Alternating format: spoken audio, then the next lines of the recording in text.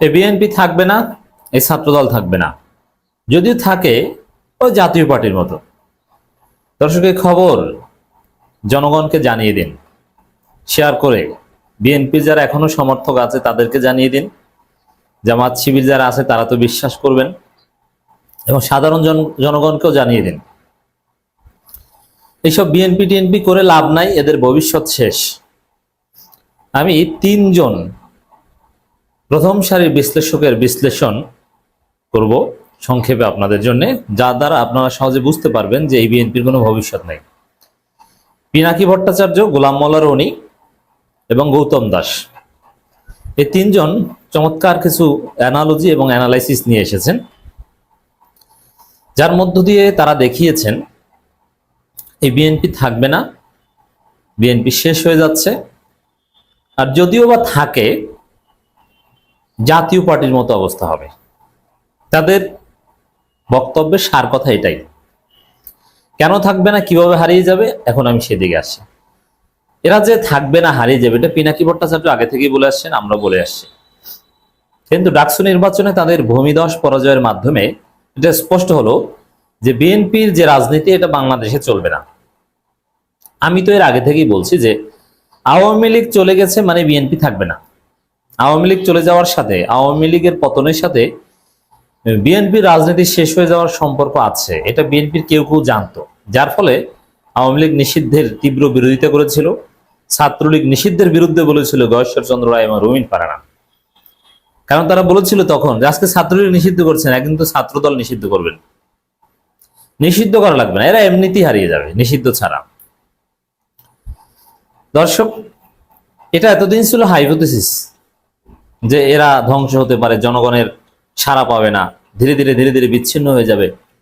এখন ঢাকা বিশ্ববিদ্যালয়ের ছাত্রদল গোনায় ধরার মতো সংগঠন না,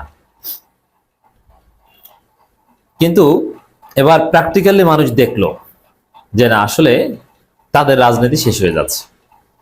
দেখেন, এখানে ডাকসু নির্বাচনে ছাত্রদলের, বিএনপির, তারেক রহমানের ভূমিধস পরাজয়ের পর বিএনপির এই ডানপন্থী অংশ বলছে যে এইটা করতে হবে, এইটা করতে হবে, তাহলে ছাত্রদল ভালো করবে অথবা বিএনপি টিকবে। বিশেষ করে জিয়াউর রহমান এবং খালেদা জিয়ার যে ন্যারেটিভ বা তাদের যে আদর্শ, ভারতের আধিপত্যবাদের বিরোধিতা করা এবং মুসলিম জাতীয়তাবাদ, গৌতম দাস এটা চমৎকার ভাবে নিয়ে এসেছেন যে মুসলিম জাতীয়তাবাদ এটা ছিল জিয়াউর রহমানের মূল ক্যাপিটাল। তো এই জায়গা থেকে সরে যে আপনি পুরোপুরি ইন্ডিয়ান সেকুলার হবেন, স্বাভাবিকভাবে আপনি আপনার পূর্বের ভোটারদের হারাবেন, এটা স্বাভাবিক। আর মুসলিম জাতীয়তাবাদ যে অংশটা, ওইটা কেউ না কেউ গ্রহণ করবে।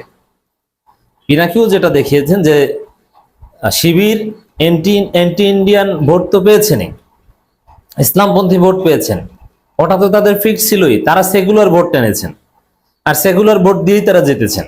সেকুলার ভোট টানতে তাদের প্রচার প্রচারণা সব আয়োজন ছিল। আর ভারত বিরোধিতার ভোট তো তাদের জন্য রিজার্ভ। আর বিএনপি নিজেরা প্রকাশ্যে ভারতের কোলে উঠে বসে গেছে। যেমন কলকাতার বুদ্ধিজীবীরা, তারা ডাকসু নির্বাচনের পর প্রতিক্রিয়া জানিয়েছে রাজাকারের বাচ্চাদের বিজয়, মুক্তিযুদ্ধের পক্ষের শক্তির পরাজয়। তাহলে বিএনপি হচ্ছে মুক্তিযুদ্ধের পক্ষের শক্তি, মানে ভারতীয় শক্তি, আর যারা জিতেছে তারা হচ্ছে রাজাকারের বাচ্চা। হাসিনা তো একই কথা বলেছিল। আর আসলে বিএনপি যে আওয়ামী লীগ হয়ে গেছে, ছাত্রদল যে পুরোপুরি ছাত্রলীগ হয়ে গেছে, তার প্রমাণ জগন্নাথ হল। জগন্নাথ হলের সিংহভাগ ভোট পেয়েছে ছাত্রদল। আর জগন্নাথ হলের যারা ভোটার তারা কোন দলের সবাই জানে, ওরা সব ছাত্রলীগ, ওরা আওয়ামী লীগ ভারতের আদর্শের বিশ্বাসী। তো আওয়ামী লীগ এবং ভারতের আদর্শের বিশ্বাসীরা শুধু ছাত্রদলকে ভোট দেয়, আর বাংলাদেশপন্থীরা কেউ ছাত্রদলকে ভোট দেয় না, এটা দেখা গেল। তো এই যে ক্রাইসিস, এই ক্রাইসিস সমাধান করা সম্ভব না। এখন এটা কিন্তু বিএনপির লোকজন বুঝে গেছে যে আমাদের সমস্যাটা কোন জায়গায়। আমার দেশের কলামও এটা উঠে এসেছে যে ছাত্রদল নিজেদেরকে বাংলাদেশপন্থী দাবি করে, মুক্তিযুদ্ধের পক্ষের শক্তি দাবি করে, জামাত শিবিরকে স্বাধীনতা বিরোধী ট্যাগ দিয়ে, পাকিস্তানপন্থী ট্যাগ দিয়ে যে প্রচারণা, এটা বুমেরাং হয়েছে। কিন্তু এটা বিএনপি উপলব্ধি করলো। পিনাকি ভট্টাচার্য বলেছেন যে আমরা পরামর্শ দিতে পারি, ফ্রিতে পরামর্শ দিতে পারি যে এইটা করলে করা উচিত, বা এইটি হচ্ছে বিএনপির রাস্তা, পরামর্শ অনেকটা দিয়েছেন বা আরো দিবেন, কিন্তু পিনাকি যেটা বলেছেন যে এই পরামর্শ গ্রহণ করা বিএনপির পক্ষে সম্ভব না। কেন সম্ভব না? জিয়াউর রহমান খালেদা জিয়ার যে মুসলিম জাতীয়তাবাদ ধর্মীয় মূল্যবোধের যে রাজনীতি, ওইটা আর গ্রহণ করা সম্ভব না। এরা ধর্মের বিরুদ্ধে দাঁড়াতেই হবে, হুজুরদের মৌলবাদী বলতেই হবে, এদের হুজুরদের রাজাকার বলতেই হবে। কারণ কি?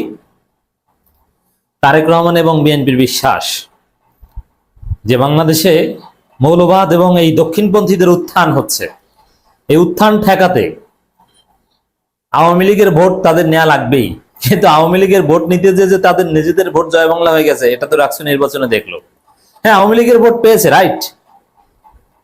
তারেক রহমানের এই কৌশল সফল, যে আওয়ামী লীগের ভোট পেয়েছে। গৌতম দাস যেটা দেখানোর চেষ্টা করেছে, ইচ্ছা করে তারেক রহমান ভারতের কোলে উঠেছে, জিয়াউর রহমান বা এদের আদর্শ থেকে অনেক দূরে সরে গিয়েছে, স্বেচ্ছা এটা করেছে। কিন্তু এটা কাজ দেয়নি।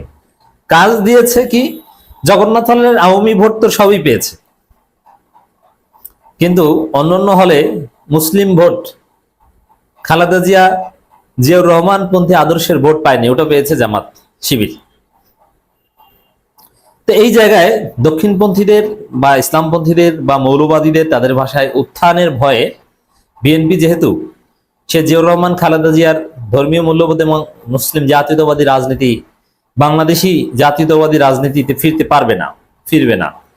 এবং আমি যে কথাটা বলি যে ওই জায়গাটা খালেদা জিয়া এবং জিয়াউর রহমানের যে সিস্টেমটা, ওটা তো শিবির অলরেডি দখল করে ফেলেছে। তো এই জায়গায় বিএনপিকে ফেরা সম্ভব না। বিএনপিকে ওই আওয়ামী লীগ হয়েই থাকতে হবে, ভারতের দালাল হয়েই থাকতে হবে। আর আওয়ামী লীগ এবং ভারতের দালালদের রাজনীতি এই জেনজি কখনো গ্রহণ করবে না। পিনাকি যেটা বলেছেন, এই প্রজন্ম যতদিন থাকবে ততদিন পর্যন্ত ওই ইন্ডিয়ান রাজনীতি বাংলাদেশের মানুষ গ্রহণ করবে, এর মানে বিএনপি রাজনীতি থাকবে না। দেখেন, গোলাম মাওলা রনির কথা যদি বলি, গোলাম মাওলা রনি ব্যক্তি হিসেবে যেরকমই হোক না কেন, সেটা নিয়ে আমাদের অনেক বিতর্ক রয়েছে, আমরা ব্যক্তি হিসেবে তাকে মোটো সমর্থন করি না। কিন্তু তিনি একজন শীর্ষস্থানীয় রাজনীতি বিশ্লেষক এবং অত্যন্ত মেধাবী একজন ব্যক্তি। গোলাম মাওলা রনির যে ইতিহাসের জ্ঞান এবং রাজনীতির বেসিক সব কেতাব তার পড়া, তার নখদর্পণে তিনি 4000 বছরের ইতিহাস চোখ বুজে বলে দিতে পারেন, তার কাছে সব জানা আছে সারা পৃথিবী। তিনি সেই অ্যানশিয়েন্ট হিস্ট্রি থেকে শুরু করে মডার্ন হিস্ট্রি সব জানেন।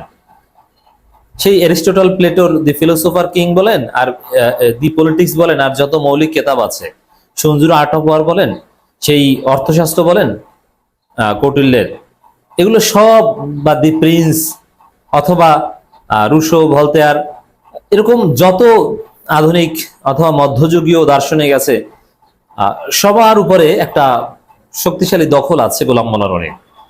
তিনি রাজনীতিকে প্রেডিক্ট করতে পারেন, এই কারণেই তো সুবিধাবাদী। রাজনীতিবিদ হিসেবে তিনি বিতর্কিত, কিন্তু রাজনীতি বিশ্লেষক হিসেবে তিনি অত্যন্ত দূরদর্শী। সেই গোলাম মোল্লা রনি এখনো কিন্তু তিনি বিএনপির, তিনি বলছেন যে বিএনপি থাকবে না, বিএনপি জাতীয় পার্টির মতো হয়ে যাবে, বিএনপির করুণ অবস্থা হবে। অতএব এই জাতিকে জানিয়ে দিন